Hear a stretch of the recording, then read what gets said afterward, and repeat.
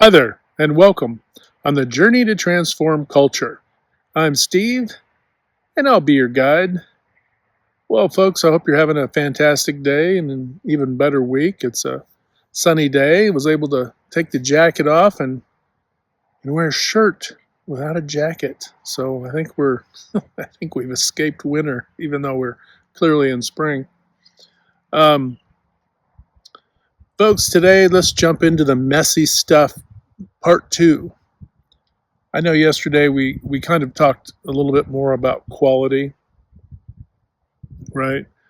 And and so many things cross stream that we will never completely get away from cross streaming multiple topics. Just be aware of that because so many things in organizations and in our culture at large are interrelated, right? And so you're not going to be able to, you know, completely dissect one topic that because they touch so many others. But today, let's just hone in a little bit on some key performance indicators. So, different industries will ascribe best in class performance based on key performance indicators and other data of performance, right? That, profitability and so forth, which is true, right? But they may look at it in the macro across multiple sites and that sort of thing. But if you're looking at individual site or the larger sites, but let's not exclude the individual sites because that's really where the rubber meets the road, right? Best in class performance, oftentimes for the ultra best in class, and keep in mind, I'm going to have a follow up after I say this. You will see performance in certain key performance indicator areas or composite uh, scores in the 97 plus percentile. I don't want to throw the BS flag so hard that it bounces off your face or shocks you, but I'm throwing the BS flag. A composite score, just like an OEE, for you to be in the 97 percentile, you darn near have to be performing at 99 plus percent in just about every category in your organization. That's absolutely humanly impossible. But it becomes more possible if you're using hiring firms and you're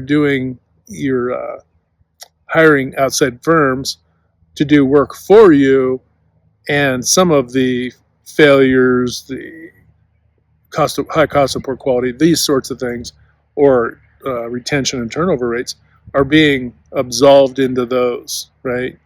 So you may report on permanent employees, but your say non-permanent because you have different classifications employees, you're not reporting on that, right? So it's skewed.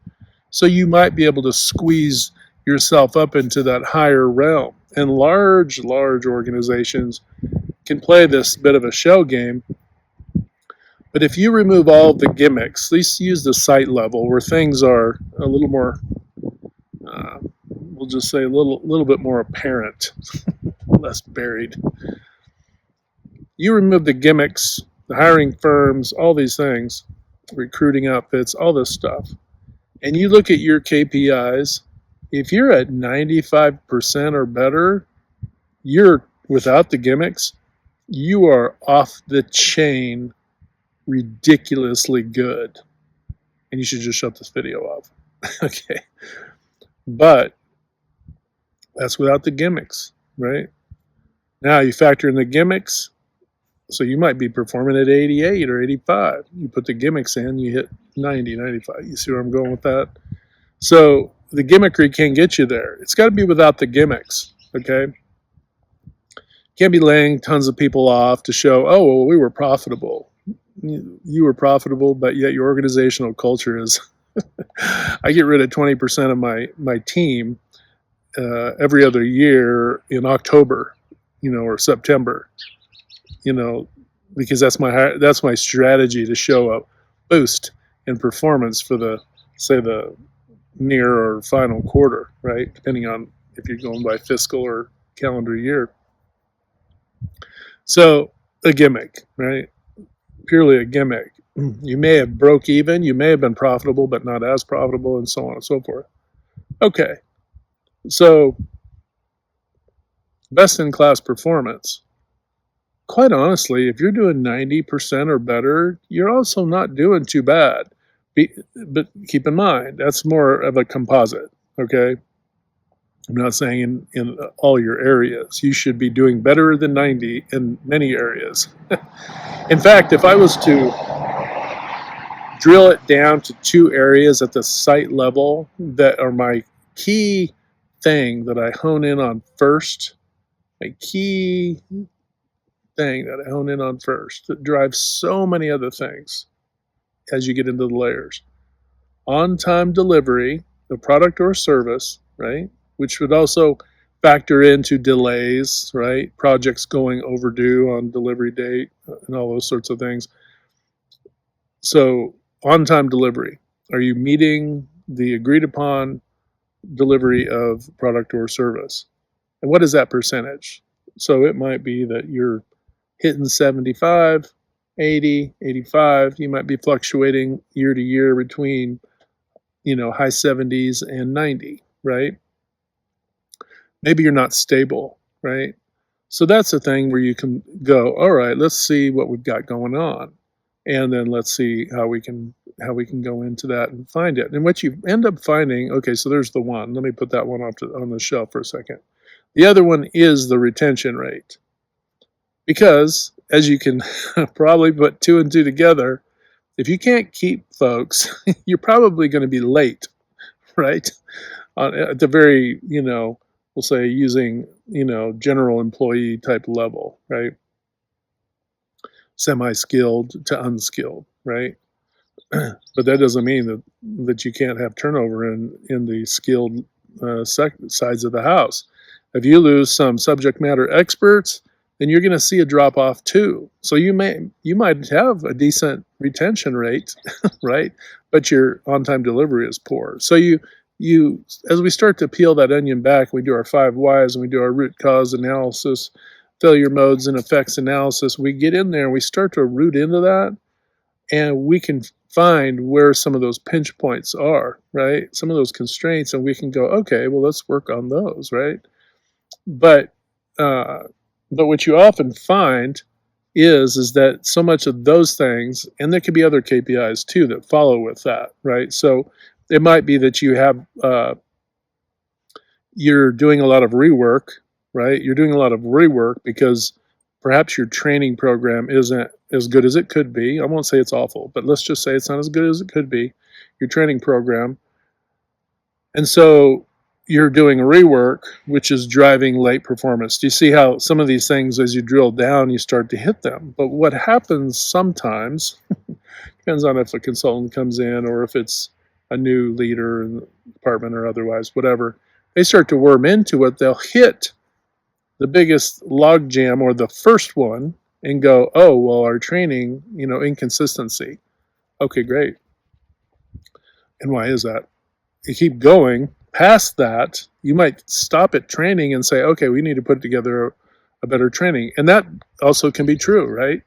But that's not the end of the story. Just like troubleshooting any issue, you got to keep going further in. And obviously, I'm just bringing up hypotheticals, but you might worm into it from the perspective of, okay, we're doing rework, we're late, we're doing more rework, which is making us late. Why are we doing the rework? Well, we have a higher turnover in this particular area of our production or whatever. And okay, and then why do we have the higher turnover? Do you see how as you keep going, it might be that the training is a factor at some stage, but you might worm it all the way back to the team's not getting the materials on time from, say, a warehousing component of the organization. And so people are getting irritated and fed up, and they're just walking off the job. Not literally, potentially, but hopefully not. I'm sure, I know it happens, but hopefully it's not happening for you. But it happens. But people get fed up and they walk off, or they leave the job. And they're fed up because why? Because the team, the other team members aren't, playing ball. They aren't working together. So it could be the lack of teamwork, right? It can be you have these issues, but as you drive it further back, you start to figure out that, wow, it was really never, the rework really wasn't about, that they didn't have the ability to do it, but that their focus was taken away because of other things, right? So you can draw so many varied scenarios because I've seen so many different ones. But as you start to peel into this, you start to see where the thing that's affecting your overall, on-time delivery in this case isn't just that, well, we didn't get to the shipping dock on time, right? Although that can happen. It could be a communication issue in the middle. It could be something not to do with a production effort at all. It could be more in the scheduling side of the house, or the scheduling and planner side of the house, where certain things weren't set up. So the products are done and they're waiting to go, but we didn't schedule the truck to come, right, in an appropriate amount of time. That happens a lot, right? And that can put you behind by a day, 2 or 3, maybe a week, right? It's still late. A day late's late, right? So, so when you're talking about performing, and you might be thinking, well, why best in class? Well, you kind of need to chase a target, right? You kind of need to chase a target. I would say that your target should be to try to get all of your KPIs at least 95% or better, right? Don't get me wrong, it'd be great to be 99%, right? But you are not, if you set unrealistic and impractical goals and you already have a retention issue, right? Or your on-time delivery is 60%, setting a goal of 100% is not practical, right? If your on-time delivery is 59, 60%, you need to set a goal of, okay, how do we get back to 90? Let's get to 90, right? Start eating that pizza a slice at a time. Now you have to be pretty aggressive because remember, these are cumulative statistics, right? So, but you can break them into chunks and then show, hey, we did this and this was the result, right? So, which is great. And that's the benefit of having a monthly or quarterly report. Even if you are a family-owned one-site entity that doesn't have to report to a larger corporate headquarters, for example, still good to do that stuff. Still good to sit down and do and have that accountability. And then also, if you're doing daily management, it's just an extension of daily management into the broader, really into your monthly report out and quarterly and so forth. So to be best in class is really a great target, right? But where it gets really challenging, because as you start to worm in on that 90, 95%, it's sustainability. Like I could come into your organization for, 4 to 6 weeks, and I could really get you performing tip top. But if you don't do the things, right, continue to do the good things, the daily management and other activities in a very balanced way, and remember, that's just one facet. I mean, you're not going to become a highly engaged leader just because you're doing daily management practices. If it's unfamiliar to you, you're not used to it, all these things, right? So you have to, just like your employees and your broader team members need to have good training programs in place, leaders at every level need to have some mentoring and some guidance too into how to do these things. And a lot of times they don't have anybody they can reach out to, right? They don't have folks that they can say, hey, I'm trying to work on this. And they don't want to reach out to their other site leaders because they don't want to feel like that they're less than, or that leaders are just like other human beings, right? They can become self-conscious. They can become, pride can mess with them just like it can anyone, right? So a lot of times people are, there's a underlying apprehension to ask for help, especially from their boss or from other peers. in their role because they don't want to feel like that they can't perform to a high level and that they don't have every answer. Well, the beginning of healing and growing is to realize that you don't have every answer. you don't know everything. None of us know everything, right? That's the whole idea that we learn and we're constantly growing. This is the whole concept behind continuous improvement to begin with. It's not just well, we do continuous improvement, blah, blah, blah. No, continuous improvement is mindset. It's what am I going to do to continually grow? As a human being, you on this earth, you should have a continuous improvement mindset. What did I learn yesterday that I didn't know the day before? Now, some of it will be incremental, right? It could be personally, professionally, or whatever. But that's okay. But there should be a progression, right? And guess what? Life will hand you the lessons if you're not seeking them out. And who hasn't gone through significant life lessons, right? And did you ask for those? No. But if you weren't seeking growth in your life, probably, the universe reached out. Well, there you go, little honk honk. The universe probably reached out and said, hey, you need to get some education here. I'm going to give you this life lesson. And so I guess that's my exclamation point. And you learn from those and you grow from those, and then you become better at leading and teaching and guiding your team and mentoring your other leaders and so on, right? And it's okay to have the humility and to be humble, right? To be humble enough to go, I struggled in this particular area, and this is what I did, or I struggle, or I don't know how to solve that, but let me see if we can work together to figure it out for you, right? To help guide them. And when you have more of a mentoring, guiding, coaching approach to leading your team, I have found that tends to be more of a cooperative effort, right? Because we are going to try to see if we can solve this challenge we have in front of us. Not, hey, you need to go solve that challenge and get back to me. Now, there are times when I need to put a person on a thing, yes. But there are times when some things get out of the scope, right? Because again, not everybody knows everything. Even people who are highly experienced. I had a mechanic.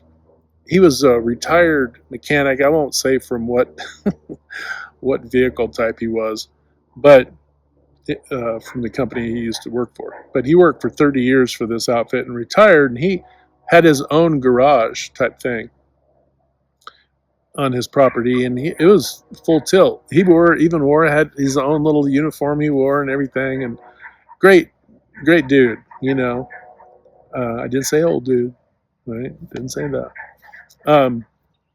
Great dude though, great dude. And my car wouldn't shift from second gear up. It was stuck. I could only go like 25 or 30 miles an hour. And I didn't feel like the transmission was bad because on occasion it would shift, and I thought something's just off, right? I don't know if it's electronic or whatever. So he took it and he tried to troubleshoot that thing and figure out what was wrong. He ordered a couple parts that he thought it was. He was like, oh, I think it's a this or that. And he couldn't figure it out, right? And he had my vehicle for, I don't know, 2.5 weeks at that point. And finally, at the end of like about 3 weeks almost, he goes, I figured it out. It was a short in the wiring harness. He said, I absolutely was not going to let this thing beat me. I was going to figure it out, right? Because I have seen so many things that, and he knew a lot about, taking care of a vehicle and doing repairs and all of that. But he was significantly challenged because he couldn't figure out what was going on. It was, it was throwing him for a loop. And anyway, so he found it and he fixed it. Didn't want to charge me. I still paid him because I'm like, dude, you've been working on this thing for 3 weeks. There's no way I'm not paying you. But the dealer, the maintenance department at the dealer, wanted to say that my transmission was bad and wanted to say, well, it was going to be $2,500 to replace or something like that, to replace the transmission. which is part of the reason I went to him to begin with, because I was like, it doesn't sound right. It's not that it's, could have been that, right? But I just didn't feel right with going that route. A short and a wire. Why? Because he was attentive enough to dig a little deeper, to find the issue and solve the issue. And then still didn't want to charge me. Now that is customer service. Now you can't survive not charging your customers, but customers that you take care of like they're your own family, like that, literally did, right? That are I'd say organizations that treat their customers like their family. That's what you want, and that's how you should be, and that's how you take care of your team. That's how you build up their skill levels. That's how you got to cultivate the entire organization to a point that the end result is best in class. If you come out of the gate thinking, oh well, our goal is to be best in class by the end of the year, okay, well that might be a big G goal, but your objectives to get to that goal, you have a lot of objectives to meet, right? You've got daily management, you've got retention issues, you've got all these things, training, blah, blah, blah. I mean, right on down the line, there is a lot that goes into an organization. This is why you can't, you really can't cut your way to victory, right? You can't say, well, we're going to cut the budget and then we're going to lay people off and then we're going to show a profit. Yeah, you might do that for a minute, but then what's going to happen? People aren't going to come work for you anymore because they see that you're just you're just doing gimmicks, and they don't want to be with an organization that doesn't treat them, like essentially like family. I mean, that's kind of like your organization should be your goal to have a healthy organizational culture should be to make your organization to be as close to a healthy family as you've ever imagined. Even if your own family isn't, right? This is your opportunity to shape and mold something really fantastic and create an environment where people are cooperating and thriving and just pumping on all cylinders. That's an amazing and exciting place to be, and that's where people want to be, and that's where you're not fighting retention issues, right? That's not where you're having to arm twist. Now, do people get, kind of, I won't say bored, but bored. Right? Yes, people can get bored. And why do they get bored? They're not challenged. People get bored when they're not challenged, and your quality suffers when that happens. How you overcome that? You don't say, well, we don't want the employees getting bored, so we're going to do random stuff, right? You can do some fun kind of morale building things, but that's only going to have a tiny teardrop of a effect. After a week or two, some of those things, they'll wear off, right? It has to be ingrained and built in, things that you have and do. And I'm telling you, you need to make the rounds. You need to engage with your team. You can't hide in your office. You can't hide. I'm not saying you got to go out and do their job. I am saying that you need to go out and be a part of the challenges they face. Because the other thing is, a lot of team members will not, just like some leaders won't look for help, team members will not ask for help. They'll keep having to go through, jump over the thing and work around this and that. And then you come along after maybe you haven't been out in that particular area for a day or two, and then you go, hey, how's it going for you out here? Is everything working out for you? Not really. This thing has been messed up. Well, how long has it been messed up? Well, for about 3-4 days, whatever it is, right? And you're like, what? So this is having an impact on slowing down your value stream. Had you known, do you have a mechanism for your employees to speak up, or are they being suppressed? And let's just call it what it is, suppressed by their supervisors and leads who poo-poo things that they don't feel is like, well, that's not important, because they're trying to, they're afraid to look less than. Look, let's just all agree, we only have 80% of the solution on our best day, and we need the team to get from 80 to everything above 80, right?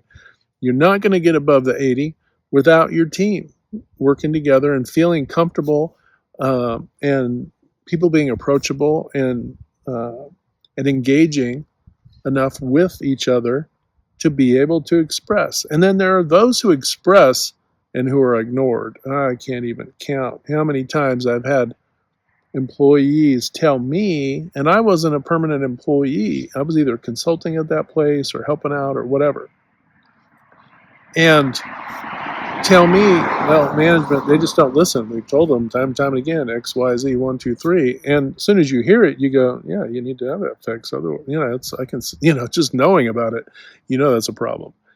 And so then you have to kind of work that into the conversation and go, yeah, this and that. And then it gets fixed. Listen to your people, right? Now, I'm not saying every single thing everybody's going to bring to you is going to be absolutely a game changer. Doesn't matter. The things that aren't game changers, the fact that you're listening, that's the game changer. Your ability to listen to what they have to say and the inputs that they have, that's the game changer, right? That's the game changer. Okay, folks, just talking a little bit on best in class and some of the factors that play into that, very generally, of course.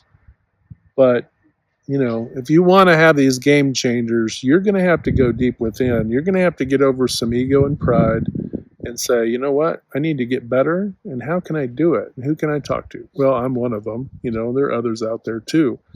But do you need highly expensive firms? No, you just need people who are humble and who have been through it, just like you've been through it, and have dealt with issues just like you're having to deal with, and who can empathize with what you've going on.